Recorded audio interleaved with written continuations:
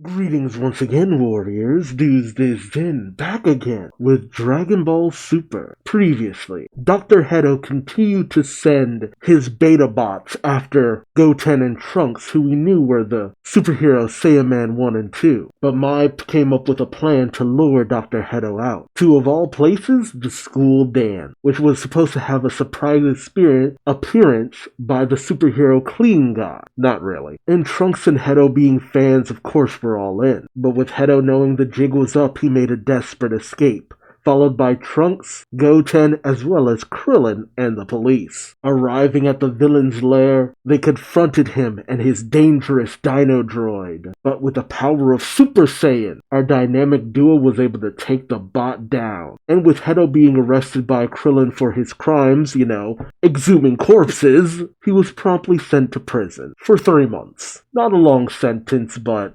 still. It was also revealed that the disc that he had that had the information on Cell, he had no real interest in it. He actually had an autograph from Clean God saved away in the container. But with Dr. Hedo locked away, is that really the end of his machinations? Or will we be needing a superhero once again? Join me as I find out, won't you? Alright, so I already could tell that this is basically an adaptation of the superhero movie, but who knows what extra details they'll end up adding in. Also, I just like seeing young Pan. My wish has always been that Dragon Ball GT had been about Pan, Trunks, and Goten, and maybe even having some stuff for Gohan to do. So who knows, maybe the future of Dragon Ball leans a little bit more towards that than we've seen previously. Fingers crossed.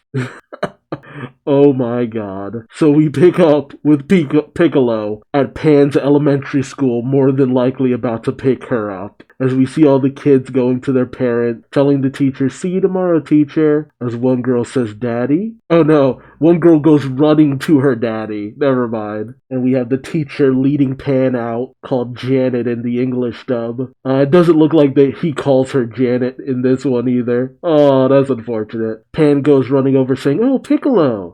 Piccolo smiles at her saying, "Hi, Pan. I'm picking you up today." I love that nobody batted an eye at Piccolo, like he's been there so many times, they're just like, it's fine. It's just Piccolo. Although I doubt many people know that name. Pan looks around saying, where are Mommy and Daddy? Piccolo says they are apparently preoccupied. What kind of parents don't make their kid their top priority? It's disgraceful. Piccolo. We live in a society where having only one parent work is unthinkable. It's a failing of our society. But Pan smiles and says, "That's okay. I'm always glad to see you." And Piccolo just smiles. So while Piccolo holds Pan's hand and grabs her bag, Pan waves to Janet. "Bye-bye." Piccolo says, "Well, what now? We still have some time to kill. You could visit my place." Pan says, "Ooh, yeah, let's go." And we see Piccolo's house. It's so cool to see Piccolo having a home, not just spending time out in the middle of the desert. And of course, he lives by a lake because his people mainly sustain themselves on water. Pan does some fight moves by the lakeside, and she does a pose saying, "Evil's gonna be mopped up. Saiyaman is here." Oh my goodness. So you had Gohan as Saiyaman, Videl as Saiyawoman, Goten and Trunks were Saiyaman X1 and X2. What are you gonna be, Pan? Saiya Chibi Moon? Piccolo says, "Saiyaman, explain." Pan says, she gives away the secret saying, "The superheroes who Goten and Trunks turn into, that's their names." Piccolo looks on in dismay. Playing hero, are they? There was a time when Gohan was into that. It just runs in the family. Oh, Piccolo's actually collecting water. God, it's so weird to actually see him just doing his daily stuff. Piccolo says, as he fetches his water, "I'll never understand Saiyans." Pan says, "But then they weren't studying enough, and so then they weren't allowed to be heroes anymore," so the parents did find out. Grandma got so angry it was crazy. Oh, yeah, Chi-Chi found out. Oof. Piccolo says Chi-Chi did. So she's still one of those helicopter moms, of course. Pan observes a frog on a log and says, "I want to try all that too, like being a superhero." She chases the frog, trying to catch it, and Piccolo tells her, "Hey, don't run too close to the cliff." But Pan sees the frog accidentally spring off the side of the cliff, and she goes diving after it, much to Piccolo's shock. And as he runs over to the side, he sees Pan has grabbed the branch, as well as the frog, saying, "Look, I got the froggy." Piccolo sighs relief. "Ew, she really scared me. That's a mighty big change from the days he used to chuck Gohan off a cliff." Oh, man. Pan managed to work her way up the cliffside, and Piccolo says, "You're pretty fearless, Pan. Do you want to be a superhero that badly? Why not let me train you?" Oh, is that how it started? So she hadn't been training with him yet? Pan excitedly says, "Whoa, you mean it?" Piccolo says, "Your father was around your age when I started teaching him how to fight. You might as well begin sooner than later." Pan says, "Yay!" Piccolo takes off his weighted clothes, saying, "I'll mold you into the perfect little demon." And all of a sudden, Pan jumps on his back, grabs his antenna, and rides him, saying, "Yay, yay, fun, fun." Piccolo shouts, "Hey, don't grab those. I said knock it off, Pan." Oh, she has her mother's enthusiasm about training. We then cut over to West Capitol Police HQ. Yeah, they had somehow already known about the Red Ribbon Army. And I guess we have the police chief at a presentation slapping the screen that shows Commander Red and Staff Officer Black, saying the Red Ribbon Army was a diabolical paramilitary group that sought world domination. The world believed that the organization fizzled out about 30 years ago, about the deaths of its first leader, Commander Red. Wait, Commander Red Ribbon? Wait, was that his full name? Ugh. However, we now know that the commander's son, Magenta Ribbon. Oh shit, Ribbon is their full name! No! Has been rebuilding the army. Has that always been the case and I just didn't realize it? Or is this like a situation with Brief not being Bulma's last name? It is her father's name. We don't know what family name they have. His name is Briefs, just like Bulma's name is Bulma, Trunks' name is Trunks, so on and so forth. One of the police officers questions, "Isn't Magenta the president of Red Pharmaceuticals?" The woman says, "Yes, that's the public face of the operation, which likely provides funding for the army." She then pulls up an image of Hedo, saying, "They want the incarcerated Dr. Hedo, the key to this revival effort." Man, the police were on top of this. Jeez. I kind of like how, in the know about all of this they were. It's funny, too, because it goes to show that no matter what, whether it be Krillin or Goku or Gohan, Red Ribbon is always going to be an adversary. One of the police says, "Who is he exactly?" The lady says, "Care to explain, Officer Krillin?" Krillin comes up and salutes her, saying, "Will do, ma'am." Krillin explains Hedo, who holds both a PhD and an MD, is the grandson of Dr. Gero, a scientist who once worked with the Red Ribbon Army. So we see Gero, his wife Vomi, or Android 21. A picture connecting that they had two sons, one Gevo. Hedo's parents, they're shown as both deceased, and then Dr. Hedo. So we have solidified Vomi, although not Android 21. Oh well. In the game, didn't she die though? So either way. Krillin goes on to explain Hedo's father was Gero's second son, but when Hedo was only a child, both his parents died in an accident. Oh. The boy lived off his inheritance and proved to be a prodigy, earning his PhD at age 14. However, he couldn't quite cut it in any lab or research organization due to his quirky personality, so he used what was left of his inheritance to continue his research on his own. See, that's the funny thing in the superhero movie. I kept feeling like Krillin knew who Hedo was, but it only seemed to be just because when he got out of prison, he kind of caused some problem. But to know that it went this deep is fascinating. Another one of the officers says, "So why is the Red Ribbon Army so keen on bringing Hedo into the fold?" I guess the commander says, Hedo inherited data on a bioorganic weapon from his grandfather. The whole world will be in trouble if that weapon ever sees the light of day. Yeah, people don't remember Boo, but people remember Cell. She says, "Isn't that right, officer?" Krillin says, "Yep. We have to put a stop to this plot," and Hedo already admitted that he memorized the data for this weapon. The commander says Hedo has only 3 more months in prison. Make no mistake, the Red Ribbon Army will contact him the moment he's released. That's our chance to locate their base of operations and foil their ambitions. A chance we can't pass up. Wait, but we know that Hedo gets picked up by Carmine. So why didn't the police see that? Maybe they were preoccupied. Maybe this story is not so much about the story of superhero, but what Krillin, Goten, and Trunks were doing in the meantime. Maybe they were contending with something off screen. That would be fascinating. That would be an even greater way of showing this series. We pick up at Red Pharmaceuticals, where Hedo's little bee bug is following Carmine. Carmine enters the office of Magenta as Magenta says, "Give me good news, Carmine. Where are we on this Hedo fella?" Carmine explains, "Well, we've learned he's in prison at the moment." Magenta says he can't very well join us if he's in the clink. "You do realize we need what he's got to rebuild, yeah?" Carmine says, "Yes, sir. I assure you, Commander Magenta, we will grab Hedo 3 months from now when he gets out."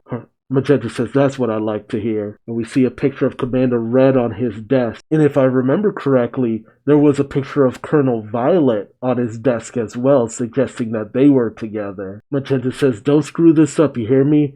My dear old Pops couldn't see it through, but I'll make good on his dream to conquer the world." We then cut to 3 months later at prison number 8, with Hedo leaving the prison, being told, "Get out and stay out."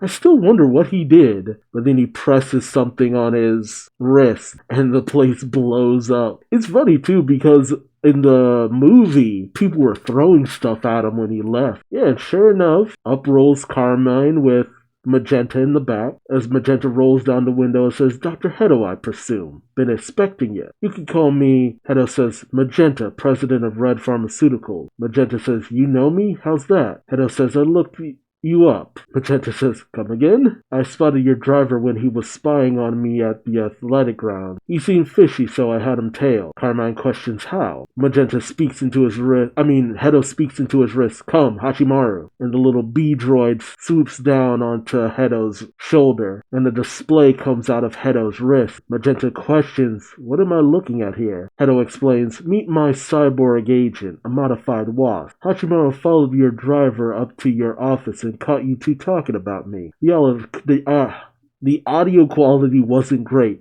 but I definitely heard something about the Red Ribbon Army.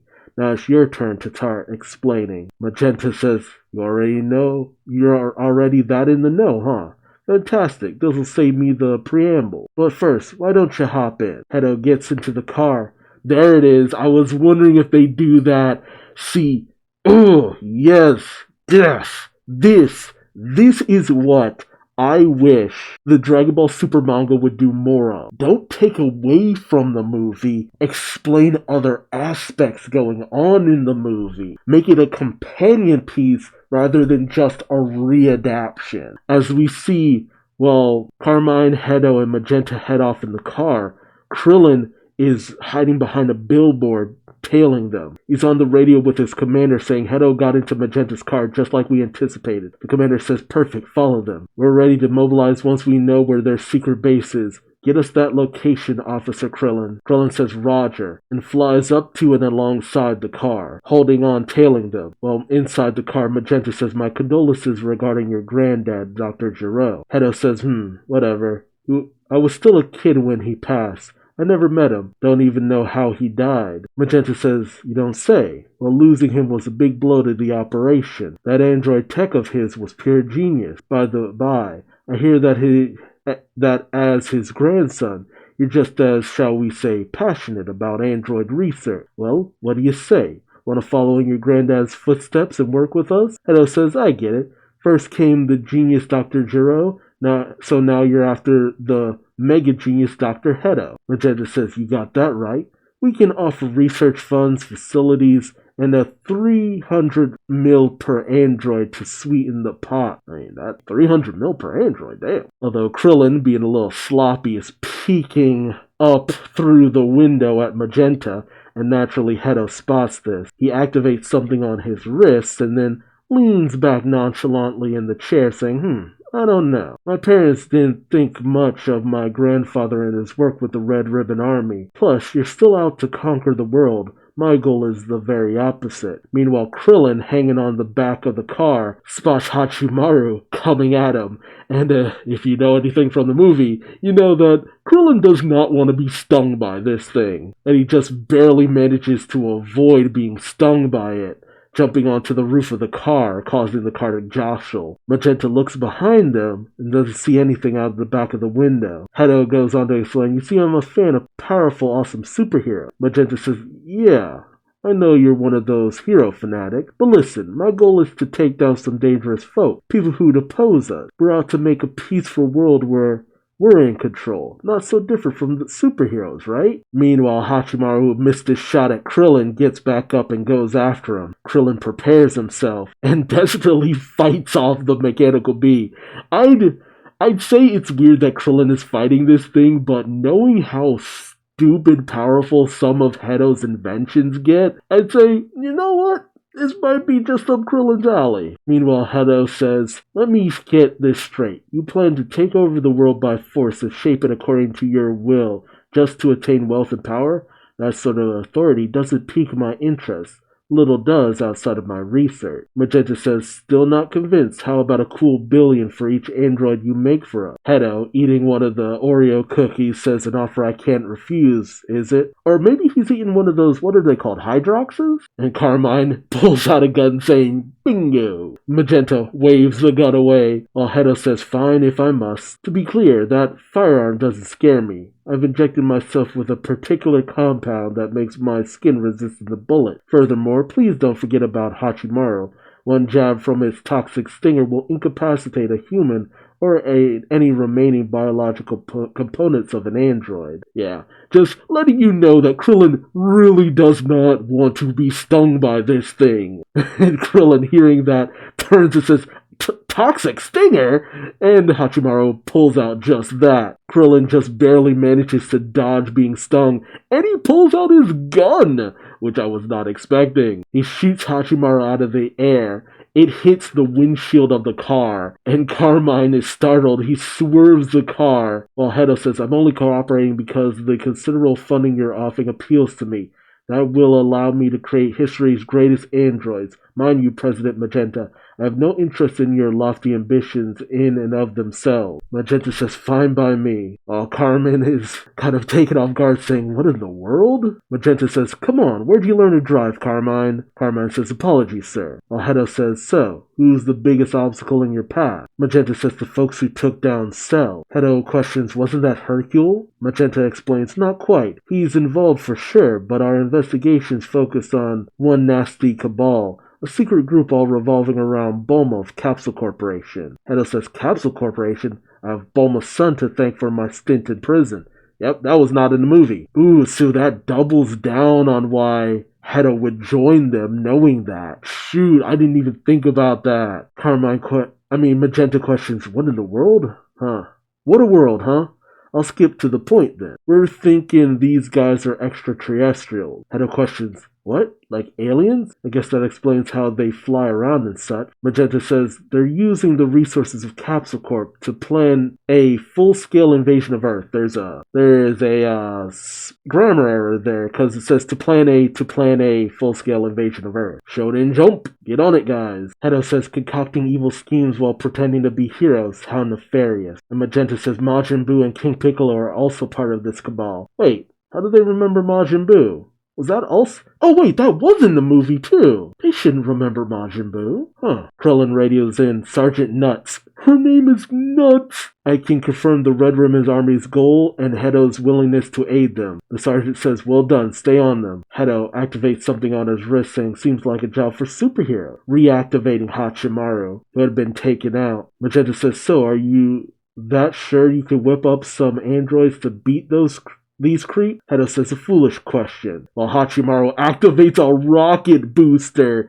chasing down Krillin in the car, and him only just barely noticing before Hachimaru slams into him, sending him flying. Oof, off the car and into the dirt. Dang. Hedo says, as of now, my goal is to give rise to the greatest android the universe has ever known. Magenta says excitedly, fantastic.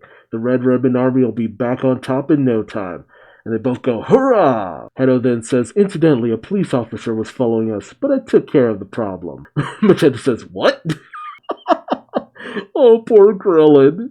lying in the dirt, says, Sergeant Nuts, I've lost him. Sorry. The sergeant says, how could you, Krillin? Oh, poor Krillin. Beaten by a bee. But again, we know Hedo's androids can give even Super Saiyans a run for their money. And then we cut to half a year later. Okay. Essentially during the events of the movie. So this is like the most up to date we've been, where we see Pan and Piccolo training. Pan is obviously exhausted and Piccolo says ready to call it a day, but Pan rushes in once again. Piccolo goes to parry her, but Pan leaps over, going for a misdirect kick, and Piccolo easily counters her, sending her flying into some rubble. Pan rubs her head saying owie, and Piccolo says, you okay? Pan picks the large rocks off of her saying, yeah, I'm fine. Piccolo says, that's all for today. Pan dusts herself off saying, okay, reaches in her bag and pulls out a bottle saying, hey, here, water. And Piccolo says, oh, how thoughtful of you, Pan. They both gulp it down. Piccolo says, I think you have more talent for this than your father. Pan says dejectedly, but I want to learn how to shoot Kikoho blasts from my hands and stuff. Nice. Goten and Trunks can do that. You know? Piccolo says, like I've explained, you need to master the basics first. You can't even fly yet. Pan says, yeah, well, it's hard. Piccolo smiles and says, of course it is. Go on and try. Pan says, okay, and tries to concentrate. Piccolo tells her, don't force it. Will it. That'll give you control over your chi. Pan says, okay, but shh. Let me try. She breathes in and concentrates. You see the energy gathering in her, but she can't quite get up. It's cute that this is something she's trying to learn, because that was also what Videl was originally trying to learn. Don't know if she ever got to shooting Ki Blast, though. Did she do that in GT? I don't know. But she says dejectedly, nope, can't. She then sulks over next to Piccolo while he says, well, no need to rush it. You're only 3. You've got plenty of time. Plus, given your Saiyan genes, once you get it, you'll get it for good. Pan says, Piccolo? I heard that Daddy could be stronger than Grandpa if he wanted to be. Is that true? Piccolo questions Grandpa. Oh, Goku. Yeah, that's right. Well, maybe not right now. Pan puts on her backpack saying, I've never seen Daddy in a fight. Piccolo says, only because there's no need. He'd fight if push came to shove. He then says, can I take you home? Pan says, nah, I can go home alone. Piccolo says, sure. She says, bye-bye, Piccolo, and goes racing off. Full Goku style when he do the little dash and run off. Piccolo just smiles. And very much like Goku, she's just racing through the forest, swinging from tree to tree. Love the adventurous nature of this little girl. We then cut to the next morning where Piccolo is doing his usual meditation training, but then he hears his phone buzzing inside of his house. Obviously he's annoyed and he goes to answer it. He picks it up saying, what is it, Videl? Videl says, good morning, Piccolo. You busy this afternoon? Piccolo says, why? I'm always busy training. What do you need? She says, well, there's a tourney for the martial arts class I teach, so I'm wondering if you could pick up Pan from preschool. Piccolo removes his weighted clothes and goes to his throne, saying, can't Gohan do it? Videl says he's been shut off in his office for days, toiling away at research report he's got to present soon. Piccolo says, again? That idiot, I swear. Videl says, please, Piccolo. He goes, fine. Videl says excitedly, thanks, you're the best. At 1 o'clock sharp then, and I'll be sure to buy you a tasty treat as thanks. Piccolo says, I only drink water, no food. You know this. Videl says, right, duh. Then how about another adorable plushie? Thanks a million. And she hangs up. He says, hey, wait. And he looks over the mound of plushies he has, saying, why plushies? Piccolo then goes outside and says to himself, I really need to give him a piece of my mind, and goes racing off, making his way to Gohan's house, who's toiling away at his computer. Piccolo runs his nail across the window pane, scaring Gohan, who says, oh, Piccolo, I hear Videl asked you to pick up Pan again. Thanks for helping out. Piccolo says, enough. What are you up to that's so important, huh? Gohan says, if you must know, my report on insects concerns a fascinating formicide find. When these ants sense danger, they glow and transform, like Super Saiyans, you might say. Oh, God. Piccolo says, forget your stupid Saiyans. That's not the point. I'm asking why this crap takes priority over picking up your kid. Gohan says, I mean, we've got you to help out, right, Piccolo? Piccolo is obviously annoyed, saying, would it kill you to train once in a while? Who knows when the next great evil will rise up? And that'd be some nice quid pro quo. Piccolo's just like, look, I do these things for you, but at least get in some training, kid. Gohan says, what? There are still evildoers out there. Besides, no matter the threat, we've got Dad and Vegeta. He then notices Piccolo going for a jab, and Gohan manages to block, saying, heh, you didn't think I got that rusty, did you? Not seeing the sucker punch to the gut that Piccolo gives him, winding Gohan. Piccolo smiles, saying, heh, you've been slacking. He then puts his clothes on Gohan. Well, the clothes styled after him anyway. The weighted ones. Gohan finds himself falling to the ground going, heavy. Piccolo says, I bet that outfit brings back memories. Gohan gets up saying, it might be hard to write my report like this. Piccolo says, stop whining. I agreed to pick up your daughter. So he's just gonna write his report dressed like that. And as Piccolo goes to leave, Gohan calls out, thank you, seriously. We'll have to send you another plushie. And Piccolo yells back, I don't want another one. I've never said I like those fuzzy things. As he flies off, he says, the nerve. And all Gohan could think is, Piccolo sure is grumpy. We cut back to Piccolo training, although he's a little bit unsteady, saying, darn, not there yet. Too many intrusive thoughts. Focus, focus. And then something shines from above him, a blast coming right for him, but he sees it coming, managing to easily evade it. He shouts to the unknown figure, who dares interrupt my training? And we see him. Gamma 2, who holsters his blaster saying, King Piccolo, I presume. Piccolo says, sorry, I'm just regular Piccolo. Gamma 2 questions this, saying, I don't get it. Piccolo explains, look, it's a long story, but who are you meant to be? Some old-timey hero? Gamma 2 says, I prefer retro if you don't mind. And I'm sorry to say my true identity is a big secret. He gives a pose with an explosion forming behind him, but in doing so he displays his red ribbon signature on his shoulder. And Piccolo looks at it and just gives the most, like, oh god, kind of face, like, oh no, not this again. I'm mixed on the fact that we're adapting this, but at the same time I kind of love it. Just because they're adding in some stuff. I really appreciate that. I hope they add in a lot more going forward. But let me know your thoughts in the comment section below. Do you wish they had just done, like, just the newer pages of stuff? Or do you like that they're including all of this in as well? Unlike other adaptations, they're not doing just a one-page spread, and they're not just completely revamping it, but they're adding to it, so that's very different. It'll be interesting to see what other changes they make, but let me know your thoughts in the comments. Remember to subscribe so you don't miss out on more Dragon Ball Super. But until then, I've been Duuz-Diz-Din, and I hope to see you later. Take care. Bye-bye.